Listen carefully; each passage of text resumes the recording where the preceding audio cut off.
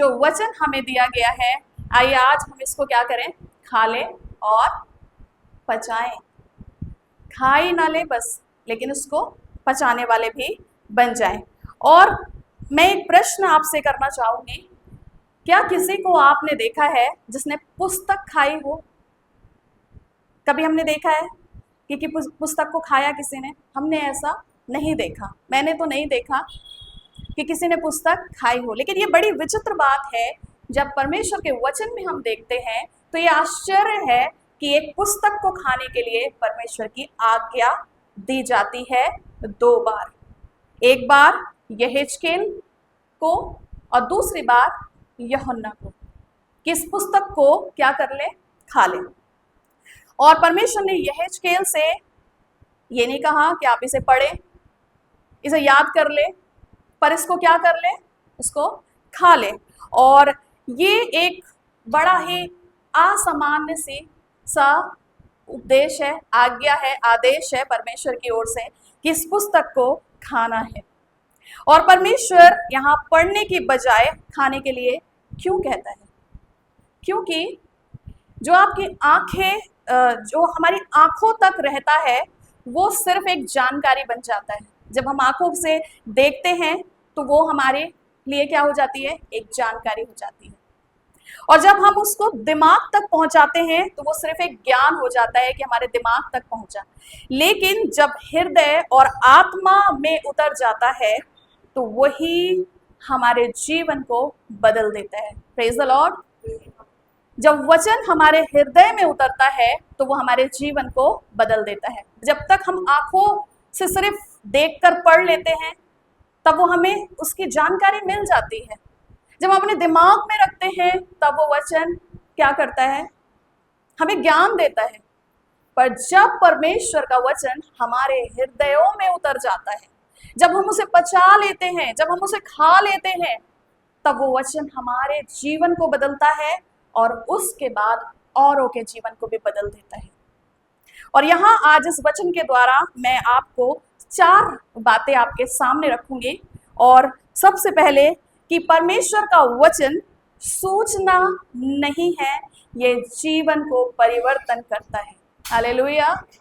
परमेश्वर ने आपको ये जो वचन दिया है वो इसलिए नहीं दिया कि आपको सारी जानकारी मिल जाए।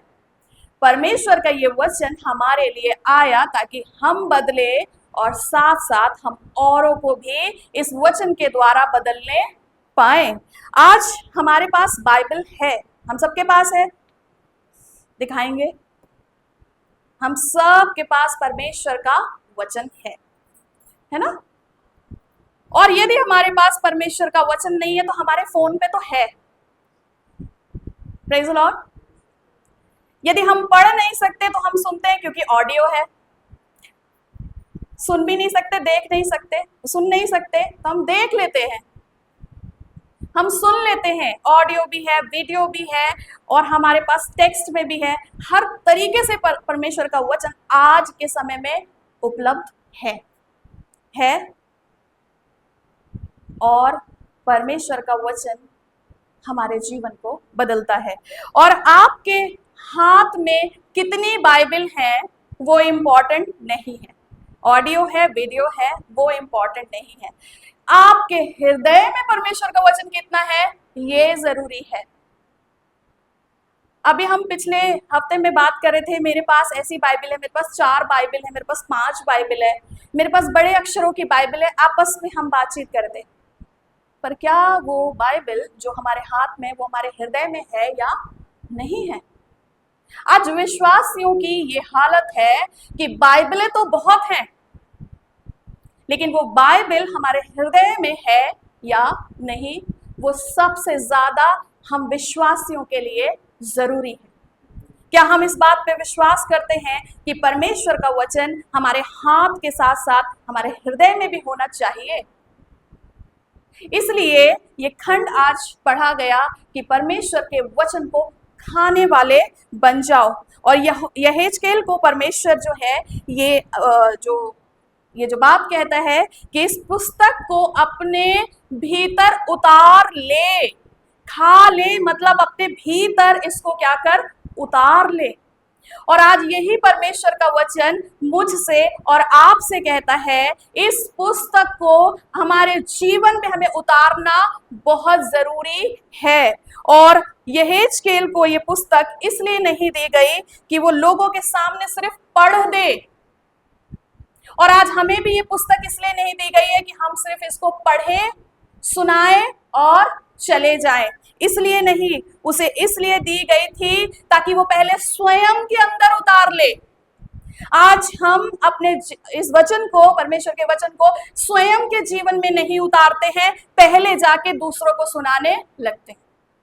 स्वयं का जीवन हमारा नहीं बदला, बदलाव सामने हम चाहते हैं कि बदलाव हो जाए, लेकिन क्या मेरा और आपका जीवन परमेश्वर के वचन के अनुसार बदला है या नहीं है?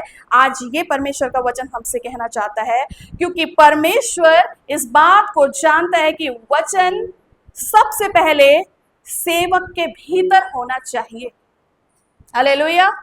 यदि सेवक के भीतर परमेश्वर का वचन नहीं है तो वो जो आग है ना, वचन की जो आग है, वो औरों को रोशनी नहीं दे पाएगी जब तक सुनाने वाले के अंदर वो आग नहीं होगी। और सुनाने वाले हम सब हैं। आप जितने यहाँ बैठे हुए हैं वो सब प्रभु के बेटे और बेटियां हैं। हम सब प्रभु के दास और दासी हैं।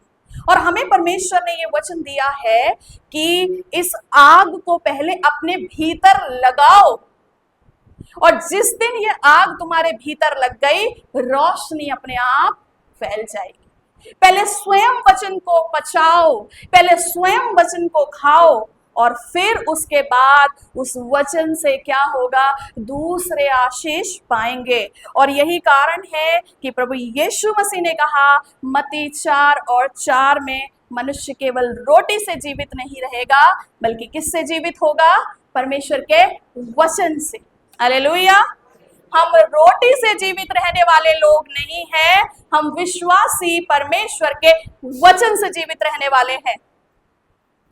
और ये जीवन हर विश्वासी का होना चाहिए जो प्रभु यीशु से प्यार करता है। यदि हम प्रभु यीशु से प्यार करते हैं तो वचन हमारे भीतर होगा। यदि हम प्रभु से प्यार नहीं करते तो आज हमें वचन काटता और छांटता है और तैयार करता है कि सोचे कि हम कहां पर हैं। और रोटी जो है वो क्या करती है, यदि हम पूरा दिन खाना मिल जाए हमें और रोटी ना मिले तो क्या होता है? खास तौर से नॉर्थ इंडियंस के साथ रोटी है क्या? यदि आपको सुबह भी चावल मिल जाए, दोपहर में भी चावल दे दिया जाए, रात में भी चावल दे दिया जाए, तो आप जरूर बोलेंगे रोटी है, क्योंकि ज्यादातर रोटी प्रेफर करते हैं। मैं खुद भी रोटी पसंद करती हूँ, मैं चावल बहुत कम खाती हूँ, मुझे रोटी चाहिए। रोटी की भूख हमारे जीवन में होनी चाहिए। आत्मिक मन्ना, परमेश्वर का वचन, इसकी भूख हमारे जीवन में होनी चाहिए, क्योंकि रोटी जीवन देती है जीवन। जैसे रोटी जीवन देती है, वैसे वचन आत्मा को जीवित रखता है। और आज विश्वासियों की आत्माएं बुझी हुई इसलिए हैं क्योंकि वचन अंदर है ही नहीं। और आज ये वचन हमें प्रचार करना है हर एक को कि परमेश्वर का वचन हमारे अंदर काम करे। दूसरा, मैं आपको इस वचन के द्वारा ये सिखाना चाहूंगी कि वचन दोनों ओर था। ऐसे ही लिखा है, दोनों ओर लिखा हुआ था, लिखा था या नहीं लिखा था? अभी हमने यहेजकेल और प्रकाशित वाक्य दोनों को पढ़ा कि वचन दोनों ओर लिखा हुआ था।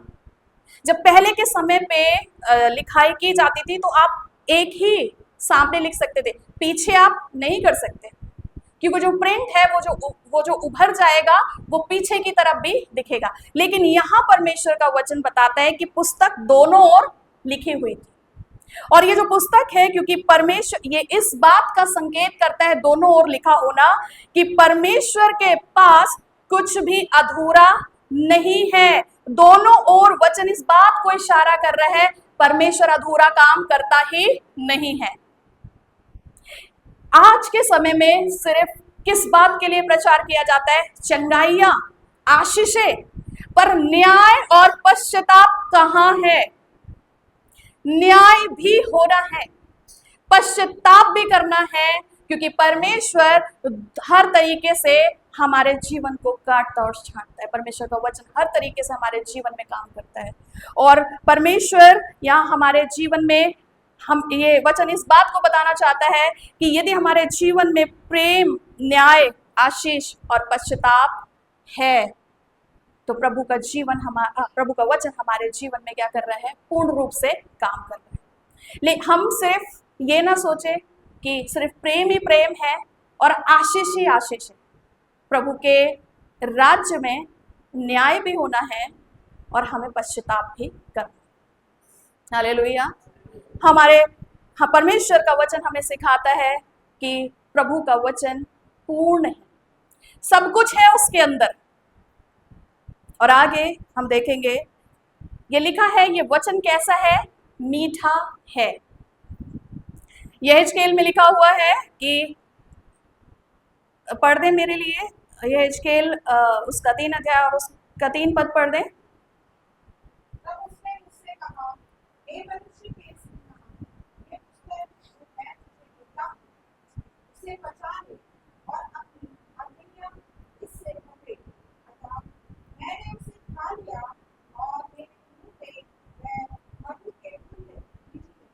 कैसा लगा परमेश्वर का वचन? मीठा। मीठा वचन। परमेश्वर का वचन कैसा है? ये वचन मीठा है। यहेजकेल कहता है मधु के समान मीठा है। कितने लोग मधु को पसंद करते हैं? मतलब शहद, हम सबको अच्छा लगता है। मधु कैसा होता है? मीठा होता है, कुछ आर्टिफिशियल उसमें नहीं है। वो क्या है? वो फलों का रस है। और ये वचन जो है उसमें कोई मिलावट नहीं है, शुद्ध है, ताया हुआ है, प्योर वचन है, जो हमें मधु की तरह हमारे जुबान को, हमारे जीवन को मीठा कर देता है। और दाऊद भी कहता है, तेरा वचन मेरे तालू को क्या करता है? मधु से भी अधिक मीठा करता है। मेरे तालू को मधु से भी अधिक मीठा लगता है। आज परमेश्वर का वचन हमें मीठा क्यों नहीं लगता? ये सवाल हर विश्वासी से। दाऊद को कैसे मीठा लगा? यहेजकेल को कैसे मीठा लगा? आज हमें मीठा क्यों नहीं लगता? हमें क्यों मीठा नहीं लग रहा है? हमें स्वयं से बात करने की जरूरत है कि प्रभु तेरा वचन हम जब पढ़ें हमें वो मधु की तरह मीठा लगे। और यहाँ इस मिठास, ये जो मिठास है वो क्यों है? ये मिठास क्यों है परमेश्वर के वचन में? क्योंकि परमेश्वर के वचन में क्षमा पाई जाती है। जब आप परमेश्वर के पास आते हैं तो वो क्या करता है? हमें क्षमा करता है, ये हमें जीवन देता है, ये वचन हमें आशा देता है, ये जीवन हमें अनंत जीवन की ओर ले जाता है। ये वचन हमें अनंत जीवन के रास्ते को दिखाता है। इसलिए ये वचन कैसा है? मीठा है, मधु से भी अधिक मीठा है। क्योंकि किसी भी पुस्तक में अनंत जीवन नहीं है, किसी भी पुस्तक में आशा नहीं है, किसी भी पुस्तक में जीवन नहीं है, किसी भी पुस्तक में पापों की क्षमा नहीं है। पर परमेश्वर का वचन हमें पापों की क्षमा देता है। जब हम उसके वचन को सुनकर अंगीकार करते हैं, जब लोग उसके पास आते हैं तो प्रभु का वचन उन्हें आशा देता है। जो बीमार है प्रभु का वचन उनको आशा देता है, जो दुखित है परमेश्वर का वचन उनको निराशा से आशा की ओर ले जाता है, जो पापी है प्रभु उन्हें पश्चाताप का जीवन देता है। और इन सब बातों के बाद हमारे पास एक जीवित आशा है कि हम प्रभु के राज्य में अनंत जीवन के भागीदार बन जाएंगे। हालेलुया। तो ये वचन इसीलिए मीठा है क्योंकि ये हमें अनंत जीवन की ओर ले जाता है। उसके बाद चौथा, वही वचन पेट में कड़वा क्यों हो गया? आइए प्रकाशित वाक्य में चलते हैं। वहां पर यूहन्ना कहता है कि ये वचन क्या हो गया? मेरे पेट में गया और वो क्या, उसको क्या कर दिया? कड़वा कर दिया। 10 पद है, यहाँ लिखा हुआ है, अतः मैं उस छोटी पुस्तक उस स्वर्गदूत के हाथ में से लेकर खा गया। वह मेरे मुंह में मधु से मीठी लगी, पर जब मैं उसे खा गया तो मेरा पेट कड़वा हो गया। अब ये वचन जो है मुंह से पहुंचा पेट के अंदर और पेट में क्या हो गया? ये वचन कड़वा हो गया। क्या वचन सच में कड़वा है? वचन कड़वा है? हम अभी भी कंफ्यूज हैं। वचन कड़वा है? एक साथ बोले नहीं, वचन कड़वा नहीं है। परमेश्वर का वचन सदैव जीवन, सत्य और आशा देता है। परमेश्वर का वचन कड़वा नहीं है। परमेश्वर का वचन सच में मधु से मीठा है। कड़वाहट कहां से आई? लेकिन वचन में लिखा है कि पेट में जाकर वो क्या हो गया? कड़वा हो गया। कड़वाहट कहां से आई है? कड़वाहट वचन में नहीं थी। वचन मधु से, मधु की जैसा मीठा था। उस वचन को लेने के बाद जो जिम्मेदारी आई, उस वचन को ग्रहण करने के साथ आई थी। जब वचन यूहन्ना के पास गया तब वो मीठा था, पर जब उसके अंदर चला गया तो उसके अंदर क्या उत्पन्न हो गया? एक जिम्मेदारी उत्पन्न हो गई। अब उसको वो जो वचन जो उसके अंदर गया उसे क्या करना है? उसे बाहर निकालना है। और ये जिम्मेदारी है, ये एक कड़वाहट के रूप में क्या हो रही है? बाहर आ रही है। अब यूहन्ना को पता था कि उसको क्या करना है। जब हम 10 अध्याय के आगे प्रकाशित वाक्य को पढ़ते हैं, ध्यान से पढ़िएगा, न्यायों की घोषणा करनी थी। हालेलुया। वो वचन उसके पेट में गया और अब वो वचन जो है जिम्मेदारी के रूप में, घोषणा के रूप में बाहर निकलेगा। और वो घोषणाएं किस बात की हैं? न्याय होना है। क्या हम विश्वास करते हैं कि परमेश्वर न्याय करने आएगा? न्याय होगा, सबका होगा। और इसी जिम्मेदारी को परमेश्वर ने यूहन्ना को सौंपा कि अब वो क्या करे? जो कष्ट, जो क्लेश आने वाले हैं, उनकी क्या कर दे? वो घोषणा कर दे और एक एक संदेश सुनाना जिसे लोग स्वीकार नहीं करेंगे। आज के समय में लोग क्या स्वीकार कर रहे हैं? हम क्या रिसीव कर रहे हैं? बताइए। चंगाइयों को, आशीषों को। लेकिन यदि आप न्याय की बात करेंगे तो लोग स्वीकार नहीं करेंगे। और यही परमेश्वर का वचन आज कहता है कि जो परमेश्वर का वचन, जो घोषणाएं हुई है न्याय की, उसको आज हमें स्वीकार करना है। और ये जो कड़वाहट है एक सेवक के लिए बड़ा भारी बोझ था, क्योंकि अब उसे परमेश्वर के वचन की क्या करनी है? घोषणा करनी है। अब उसे परमेश्वर के वचन के बारे में बताना है कि न्याय निश्चित होगा। जब परमेश्वर का वचन हमारे भीतर उतरता है तो वो हमें दोषी ठहराने के लिए नहीं आता, बल्कि हमें शुद्ध करने का काम करता है।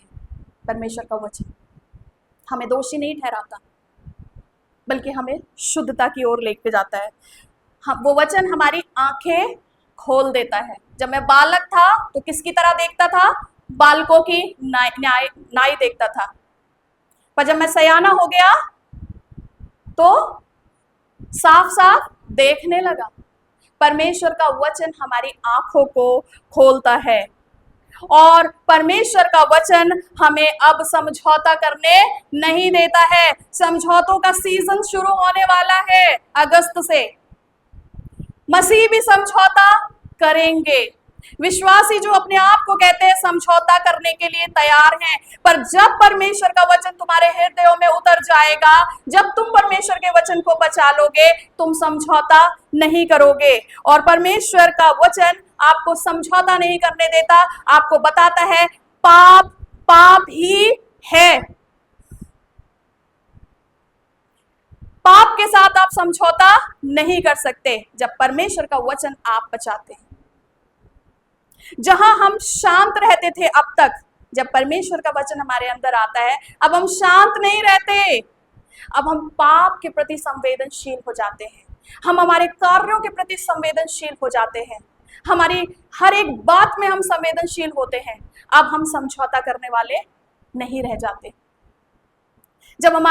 जब हम कोई बीमार हो जाता है तब क्या होता है? डॉक्टर क्या करता है? बहुत सारे टेस्ट लिख देता है और फिर उसके बाद आपको टेस्ट करवाने हैं। और टेस्ट के बाद हमारी क्या आती है? रिपोर्ट्स आती हैं। और अगर रिपोर्ट नेगेटिव हो गई तो क्या करेंगे आप? डॉक्टर को बुरा बोलेंगे, इस डॉक्टर के कारण मेरी रिपोर्ट जो है वो नेगेटिव आई है? नहीं, उसमें डॉक्टर का दोष नहीं था। डॉक्टर ने तुमको तुम्हारी बीमारी से क्या करा दिया है? अवगत करा दिया, मतलब तुम्हें बता दिया है कि तुम्हारे अंदर ये चीज है। यदि तुमने अपनी अपनी आदतों को नहीं सुधारा, यदि समय पे तुमने दवाइयां नहीं ली, यदि समय पे तुम्हारा इलाज नहीं हुआ, तो तुम्हारे जीवन में बहुत सारी समस्याएं तुमको देखने को मिलेंगी। इसलिए हम क्या करते हैं? हम रिपोर्ट के अनुसार दवाइयों को लेना शुरू करते हैं। अपने रिपोर्ट के अनुसार हम अपने जीवन की शैली को बदल देते हैं। जो पहले बहुत चीजों को खा लिया करते थे, अब रोकने लगे। अब हम हेल्दी खाना खाने लगे, अब हम हेल्दी लाइफस्टाइल को जीने लगे। जब परमेश्वर, ऐसे ही परमेश्वर का वचन हमारे अंदर जाके हमारी रिपोर्ट हमारे सामने लाकर दे देता है। और यदि हम उस रिपोर्ट के अनुसार जो दी गई है अपने जीवन को जिएंगे, हम स्वस्थ हो जाएंगे, हम चंगे हो जाएंगे, हम पवित्र हो जाएंगे। पर यदि हमने उस रिपोर्ट को निग्लेक्ट किया तो जीवन का अंत निश्चित है और न्याय होना भी निश्चित है। परमेश्वर का वचन आपको सच बताता है, आपकी आंखों को खोलता है और आपको आपकी वास्तविक स्थिति दिखा देता है कि आप क्या हैं। और उसी प्रकार परमेश्वर का वचन हमें नष्ट नहीं करता, जैसे मैंने आपको बताया, हमें चंगा करता है। न सिर्फ शारीरिक बीमारी से, पर आत्मिक जीवन की बीमारियों से भी परमेश्वर का वचन हमको क्या करता है? चंगाई देता है। वचन इसलिए कड़वा नहीं हुआ क्योंकि परमेश्वर कठोर है। परमेश्वर हमारा कठोर नहीं है। जो लोग ये समझते हैं कि हमारा परमेश्वर कठोर है, मैं आज उन्हें बता देना चाहती हूँ, हमारा परमेश्वर कठोर नहीं है, वो दयावंत परमेश्वर है। वचन इसलिए कड़वा हो गया, इसलिए कड़वा लगा क्योंकि जब परमेश्वर का सत्य हमारे जीवन के भीतर आ जाता है तो वो जो उसकी इच्छा होती है उसे पूरा करता है। हमारी इच्छाएं खत्म होती हैं, परमेश्वर की इच्छा, परमेश्वर की योजना हमारे जीवन से पूरी होती है। परमेश्वर का वचन हमें तोड़ने के लिए नहीं, बल्कि मसीह के स्वरूप में तैयार करने के लिए हमें दिया जाता है। क्या आज हम मसीह के स्वरूप में बनने के लिए तैयार हैं या नहीं हैं? और इसलिए ये कड़वाहट विनाश की नहीं, पर परिवर्तन की निशानी। ये वचन जो है वो इसलिए उसे कड़वाहट उसके पेट में आ गई क्योंकि अब एक बड़ी जिम्मेदारी को उसको पूरा करना है। और यही जीवन हमारा होना चाहिए यूहन्ना के जैसा। परमेश्वर के वचन को मधु की तरह खा लें, उसको पचाएं, और जब वो जिम्मेदारी आए जो प्रभु हमें दे, उस जिम्मेदारी को हम पूरा करें। परमेश्वर के वचन के बारे में बताएं। ये वचन पेट में क्यों गया? देखिए, खाना जो होता है, हम जो भी खाते हैं वो कहाँ जाता है? हमारे पेट में। और जाने के बाद क्या होता है? वो वैसे का वैसे ही तो नहीं निकलता ना। क्या हो जाता है वो पेट में जाके? न्यूट्रिशंस बन जाते हैं, न्यूट्रिएंट्स हो जाते हैं, और ब्लड स्ट्रीम बन जाती है, और क्या क्या हो जाता है? बस एनर्जी आ जाती है ना, खाना खाने के बाद। और हमने जो कुछ भी खाया है वो हमारे शरीर को रिकवर भी करता है। हमारे शरीर में जो हमने खाना खाया है वो पेट में जाकर कितनी जगह पे क्या हो जाता है? बदलाव कर देता है। वचन भी ऐसा ही है। जब वचन हमारे हृदय में आता है तो हमारा अहंकार, हमारा जो क्षमा न करने वाला स्वभाव, हमारी कड़वाहट को परमेश्वर का वचन बदल देता है। और हमारे पेट में जाके वो हमें क्या कर देता है? अब पहले हम नम्र नहीं थे, अब हम नम्र हो गए। पहले हम क्षमा करना नहीं जानते थे, पर हम क्षमा करने लगे। पहले हम जैसे थे, अब हमारा स्वभाव वैसा नहीं। पहले हम समझौता कर लेते थे, अब हम समझौता नहीं करते। पहले हम दूसरों के जैसे दिख जाते थे, अब हम वैसे नहीं। पहले हमारा स्वभाव भी ऐसे ही था कि बालक ही बने थे, पर अब हम परिपक्व बन रहे। और परमेश्वर का वचन जैसे खाना पेट में जाकर अलग अलग जगहों में क्या करता है? काम करता है, वैसे परमेश्वर का वचन आपके हृदय में जाता है और आपको बदल देता है। हालेलुया। परमेश्वर के वचन को खाएं, उसे पचाएं और इस्तेमाल में लेकर आएं। और यही आज का संदेश हम सब के लिए है। तो क्या आज से हम परमेश्वर के वचन को खाने के लिए तैयार हैं? या कड़वाहट अगर पेट में आ गई तो बस यहीं तक रखेंगे, अब हम नहीं बताएंगे, बड़ा कड़वा है। लेकिन जब कड़वी दवाई आपके पेट में जाती है, आपको चंगाई देती है। जब जो कड़वा नीम है, अभी कुछ दिन पहले मैं अपने स्टूडेंट्स को नीम के बारे में पढ़ा रही थी।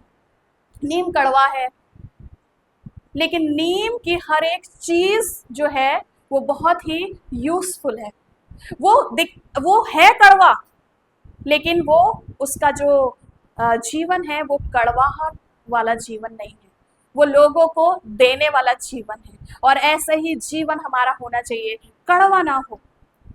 वो जो अंदर हमारे है परमेश्वर के वचन के द्वारा वो बाहर निकले, वो कड़वाहट हम बाहर निकालें और लोगों के जीवन को क्या करें? बदलें, स्वयं को बदलें पहले, और स्वयं को बदलने के बाद हम दूसरों के जीवन को बदलने पाएंगे और परमेश्वर का वचन फलवंत होगा। परमेश्वर आज हम सबको तैयार कर रहा है उस न्याय की घोषणा को करने के लिए, वो न्याय जो मनुष्य जाति पर एक दिन निश्चित है। सिर्फ चंगाइयों का प्रचार ना करें, सिर्फ आशीषों के बारे में ना बताएं आज लोगों को। आज दुनिया को हमें बताना है न्याय निश्चित है, मन फिराओ, पश्चाताप करो। इस वचन को लोगों तक हमें पहुंचाने की जरूरत है। परमेश्वर का वचन हर तरीके से हमसे बातचीत करता है, उसमें सिर्फ चंगाइयां ही चंगाइयां नहीं है, उसमें पापों की क्षमा भी है। हालेलुया। आइए हम अपने सरों को झुकाएंगे और प्रार्थना में जाएंगे। हमें से कोई एक जन जिसे परमेश्वर का आत्मा अगुवाई करता है, इस वचन के लिए प्रार्थना करें।